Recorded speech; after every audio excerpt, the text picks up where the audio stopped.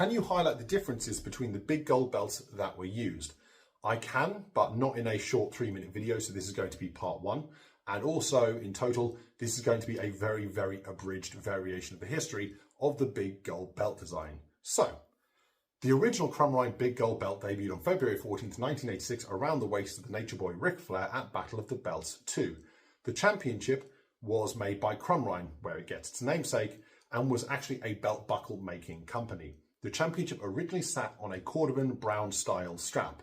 However, due to the mistreatment of the belt by some of the wrestlers, spilling alcohol, blood, other potential man fluids on it, the championship didn't look that colour for very long and looked very black and very grey very quickly, which is why the belt was actually re-leathered in the fall of 1999. You can check this out actually if you look very closely at the Fall Brawl 1999 pay-per-view, where it sits on a brand new black strap with white stitching, and the leather on the belt is now significantly stiffer than it was on the previous week's television, which was basically like paper the way it flopped around.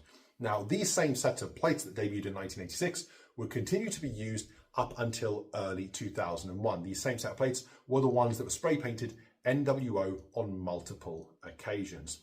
Now, it did take a quick break in the year 2000 in the lead up to the Great American Bash pay-per-view, with the champion Jeff Jarrett sneaking away the original Crumline Big Gold and starting to use an all-gold cast copy on television.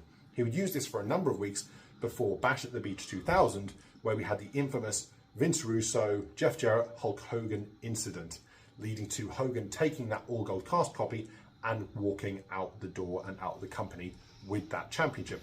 Later on that night, Jeff Jarrett walked back in, defending the championship against Booker T with the bend at the top of the big gold belt, which I have talked about previously on my channel. Now, he would continue to use this championship all the way throughout the year, with the likes of Booker T and Scott Steiner holding the championship. However, in January of 2001, Scott Steiner would keep the original Crumline Big Gold at home and swapped it out with his own personal all-gold cast copy of the championship. This championship would continue to be used up until the end of WCW in March of 2001, and this style of strap would continue to be used during the invasion and would return the following year in 2002 with a modified strap, additional Velcro to shorten the strap and cut off the edges, making them more square in shape, and would be used as the Raw World Heavyweight Championship, which Triple H was awarded to by Eric Bischoff on Raw in the fall of 2002.